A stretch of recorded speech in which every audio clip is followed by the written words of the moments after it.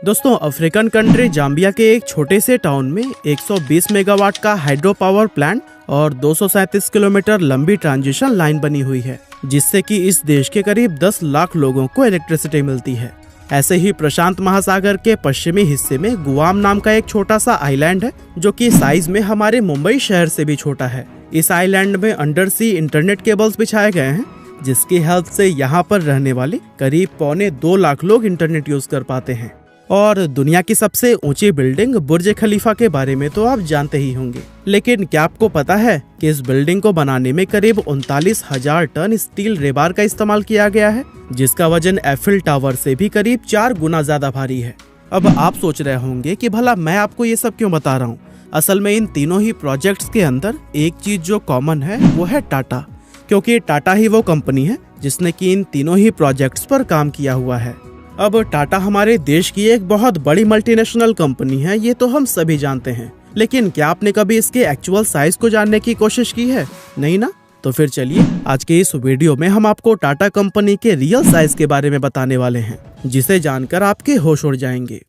दोस्तों, जमशेदजी टाटा ने साल 1868 में सिर्फ 21,000 रुपए लगाकर टाटा कंपनी की शुरुआत की थी, और आज टाटा 154 साल के बाद 30 अलग अलग ज्वाइंट कंपनीज का एक ग्रुप बन चुकी है, जिनका कंबाइंड मार्केट कैप करीब 23.4 लाख करोड़ रुपए है। आज टाटा का बिजनेस सिर्फ भारत या एशिया ही नहीं, बल्कि दुनिया भर के 100 से भी ज्यादा अलग अलग देशों में फैला हुआ है, और इसके एम्प्लॉयज की गिनती 9,35,000 से भी ज्यादा है। मार्केट कैप के हिसाब से देखें तो टाटा ग्रुप की सबसे बड़ी कंपनी टाटा कंसल्टेंसी सर्विस यानी कि TCS है, जिसका करंट मार्केट कैप करीब 12 लाख करोड़ रुपए है। दरअसल साल 1968 में शुरू हुई ये कंपनी IT और कंसल्टिंग इंडस्ट्री को बिलोंग करती है, जिसका बिजनेस दुनिया भर के करीब 46 देशों में फैला हुआ है, और साथ ही इसके एम्प्लॉयज की गिनती भी 6 लाख के करीब है। अब पिछले साल यानी कि फाइनेंशियल ईयर 2021-22 की अगर बात करें तो उसमें TCS की नेट इनकम करीब $5 बिलियन रही थी, और इन्हीं सब चीजों के चलते आज एक्सेंचर के बाद से इसे दुनिया की दूसरी सबसे बड़ी IT कंपनी माना जाता है। अब आप में से बहुत सारे लोगों के मन में ये सवाल आ रहा होगा कि TCS आखिर ऐसा क्या काम करती है कि आज इसकी गिनती दुनिया की सबसे बड़ी IT कंपनीज में की जाती है। अब वैसे तो TCS दुनिया भर में कई बड़े बड़े प्रोजेक्ट्स को मैनेज करती है, लेकिन एग्जाम्पल के लिए हम आपको इसके इंडियन पासपोर्ट प्रोजेक्ट के बारे में बताते हैं। अब आप में से काफी सारे लोग ये बात जानते ही होंगे कि आज से करीब 15 साल पहले तक इंडिया के अंदर पासपोर्ट बनवाने में बहुत ज्यादा टाइम लगता था, लेकिन TCS की ही बदौलत आज ये प्रोसेस पहले से कहीं ज्यादा फास्ट हो चुका है, क्योंकि TCS ही वो कंपनी है जिसने इंडियन पासपोर्ट सिस्टम के इस पूरे प्रोसेस को डिजिटलाइज करने का काम किया है। दरअसल TCS हमारे इंडियन पासपोर्ट सिस्टम को वो एडवांस टेक्नोलॉजी और प्लेटफॉर्म प्रोवाइड करता है, जो कि इस प्रोसेस को तेज बनाने के साथ साथ इसकी ट्रांसपेरेंसी और रिलायबिलिटी को भी बढ़ाते हैं। TCS के बाद से टाटा की दूसरी बड़ी कंपनी है टाटा मोटर्स, जो कि पिछले कई दशकों से अलग अलग तरह के कॉमर्शियल और पैसेंजर व्हीकल्स को बनाने का काम कर रही है।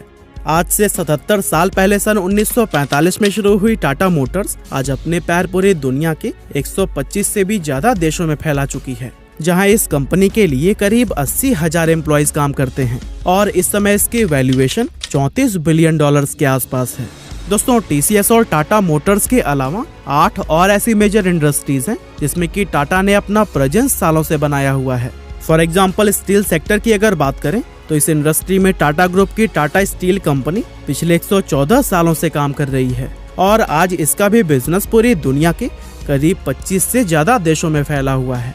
इसी तरह से कंज्यूमर और रिटेल इंडस्ट्री की अगर बात करें तो इस सेक्टर में भी टाटा किसी से कम नहीं है।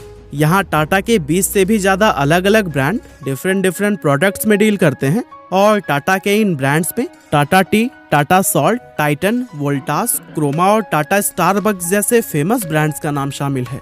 इसके अलावा इंडिया में टूरिज्म एंड ट्रैवल एक ऐसा सेक्टर है जहाँ पर टाटा की कंप्लीट मोनोपोली चलती है।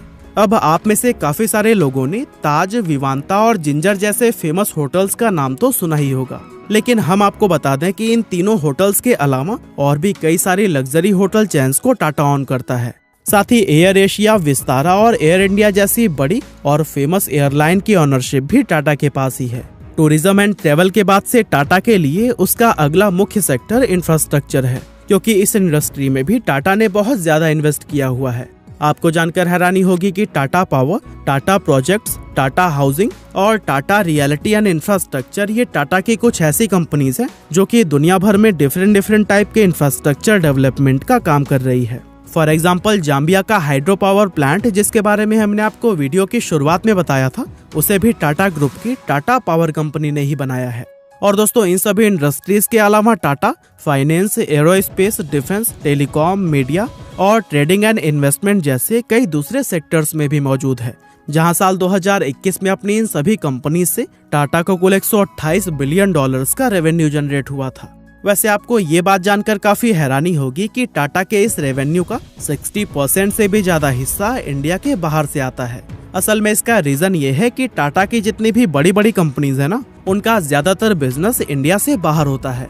फॉर एग्जाम्पल TCS की ही अगर बात करें तो फिर उसके टोटल रेवेन्यू में इंडिया का कंट्रीब्यूशन सिर्फ 5 से 6% के बीच में रहता है, जबकि अपना 95% रेवेन्यू TCS दूसरे देशों से जनरेट करती है। और इससे ये बात साबित होती है कि जिस तरह की रेपुटेशन टाटा का इंडिया में है, वैसे ही मजबूत पकड़ इसने दूसरे देशों में भी बनाई हुई है।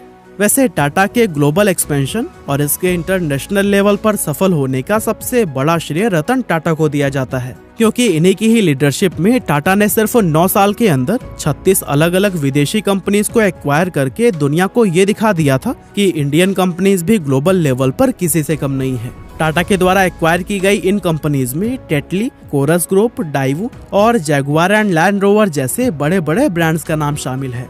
और दोस्तों, इन सभी सेक्टर्स के अलावा टाटा ने ई-कॉमर्स इंडस्ट्री में भी अपने पैर जमाने शुरू कर दिए हैं। असल में टाटा को ये बात अच्छी तरह से मालूम है कि ई-कॉमर्स इंडिया के सबसे तेजी से उभरते हुए सेक्टर्स में से एक है। ऐसे में टाटा ऑलरेडी बिग बास्केट और 1mg जैसे ब्रांड्स को एक्वायर कर चुका है।